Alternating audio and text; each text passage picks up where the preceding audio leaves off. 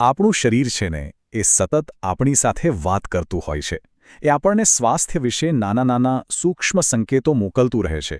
પણ આપણી વ્યસ્ત લાઇફસ્ટાઇલમાં આપણે એને સહેલાઈથી નજરઅંદાજ કરી દઈએ છીએ. તો ચાલો આજે એવા જ કેટલાક નાના પણ બહુ જ મહત્વના શારીરિક સંકેતોને સમજીએ. ચાલો જરા આ વાતને ઊંડાણથી સમજીએ. સતત થાક લાગવો કે વારંવાર માથું દુખવું, શું એ માત્ર સામાન્ય બાબત છે કે પછી શક્ય છે કે આપણું શરીર આ સંકેતો દ્વારા આપણું ધ્યાન દોરવાનો પ્રયાસ કરી રહ્યું હોય? તો ચાલો સૌથી પહેલાં એ વાત કરીએ જે લગભગ બધાને ક્યારેક ને ક્યારેક તો ફીલ થતી જ હોય છે: થાક અને એનર્જીની કમી. અને જાણો, આ હંમેશા કામના ભારણને કારણે નથી હોતું. એની પાછળ બીજા કારણો પણ છુપાયેલા હોઈ શકે છે. હવે જુઓ, પહેલો સંકેત: સતત થાક લાગો. એવો થાક કે જે આખી રાત સૂઈ ગયા પછી પણ ઉતરવાનું નામ જ ના લે. જો આવું થતું હોય તો એને સામાન્ય ન ગણવું જોઈએ. આ એક એવો સંકેત છે જેના પર ધ્યાન આપવું જ રહ્યું. અને આની પાછળનું કારણ જાણીને કદાચ નવાઈ લાગશે. મોટાભાગના કેસમાં આનું એક મોટું કારણ હોય છે વિટામિન ડીની ઉણપ. હા, વિટામિન ડી એ આપણા બોડીના સેલ્સમાં એનર્જી બનાવવામાં મદદ કરે છે. અને જ્યારે ઓછું હોય ત્યારે બસ થાક જ લાગ્યા કરે. સારું, હવે બીજી એક વાત: સતત બગાસા આવવા. આપણે તરત જ માની લઈએ કે બસ ઊંઘ આવે છે. પણ જો આ જરૂર કરતાં વધારે થતું હોય તો એનો મતલબ કંઈક બીજો પણ હોઈ શકે છે. ખબર છે, વધારે પડતા બગાસા એ વાતનો સંકેત હોઈ શકે કે શરીરમાં ઓક્સિજનનું લેવલ ઓછું છે.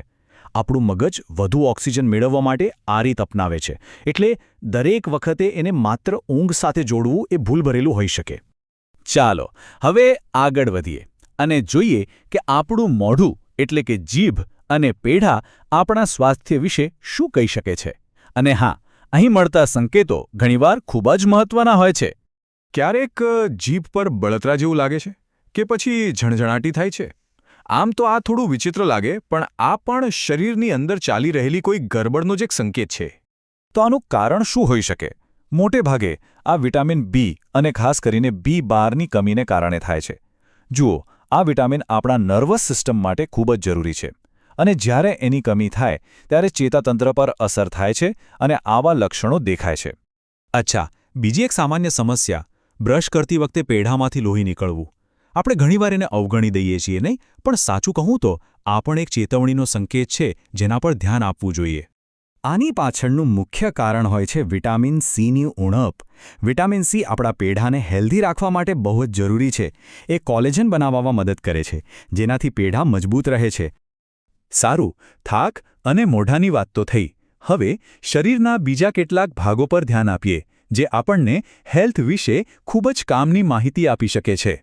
અહીં એક બહુ જ રસપ્રદ વાત છે: બે તદ્દન અલગ અલગ લાગતા લક્ષણો, જેમ કે નખનું એકદમ બરડ થઈ જવું, સહેલાઈથી તૂટી જવું અને રાત્રે પગમાં અચાનક ગોટલા ચડી જવા.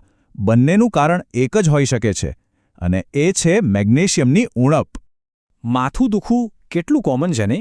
કંઈ પણ થાય એટલે આપણે તરત જ ગોળી લઈ લઈએ છીએ. પણ જો આ વારંવાર થતું હોય તો એક મિનિટ રોકાઈને એના મૂળ કારણ વિશે વિચારવા જેવું છે. અને કારણ બહુ જ સિમ્પલ હોઈ શકે છે: ડિહાઇડ્રેશન, એટલે કે શરીરમાં પાણીની કમી. ઘણીવાર તો બસ પૂરતું પાણી પી લેવાથી જ માથાનો દુખાવો ગાયબ થઈ જાય છે. સિમ્પલ, આપણું શરીર પાણી માંગી રહ્યો હોય છે. હવે એક બીજી ચિંતાની વાત: વાળ ખરવા. જો સામાન્ય કરતાં વધુ વાળ ખરતા હોય તો એ માત્ર ઉપરની સમસ્યા નથી. એ શરીરની અંદર કોઈ અસંતુલનનો ઇશારો હોઈ શકે છે. અને આની પાછળનું એક મોટું કારણ છે આયર્નની ઉણપ. આયર્ન શું કરે? એ વાળના મૂળ સુધી ઓક્સિજન પહોંચાડવામાં મદદ કરે છે. એટલે જ વાળની હેલ્થ અને ગ્રોથ માટે આયર્ન ખૂબ જ જરૂરી છે. હવે એક એવો સંકેત જેની પર ખાસ ધ્યાન આપવું જરૂરી છે: પગમાં સોજો આવવો. આને ક્યારેય ભૂલથી પણ હળવાશમાં ન લેવો જોઈએ, કારણ કે આ કોઈ ગંભીર સમસ્યા તરફ ઇશારો કરી શકે છે. આ હૃદય કે પછી કિડનીને લગતી સમસ્યાઓનો સંકેત હોઈ શકે છે. એટલે જો આવું કોઈ લક્ષણ દેખાય તો તરત જ ડૉક્ટરની સલાહ લેવી ખૂબ જ જરૂરી છે. આ બધી વાતનો સાર શું છે? બસ એટલો જ કે તમારા શરીરને સાંભળો. તે તમારો શ્રેષ્ઠ માર્ગદર્શક છે. આપણું શરીર આપણને બધું જ કહે છે, બસ આપણે એને ધ્યાનથી સાંભળવાની જરૂર છે. તો આટલી વાત જાણ્યા પછી હવે એ વિચારવા જેવું છે કે એવો કયો સંકેત છે જેને હવે પછી અવગણવામાં નહીં આવે, કારણ કે શરીર પ્રત્યે થોડી સજાગતા રાખવી એ ખૂબ જ મહત્વનું છે. આખરે આપણું સ્વાસ્થ્ય જ આપણી સૌથી મોટી મૂડી છે.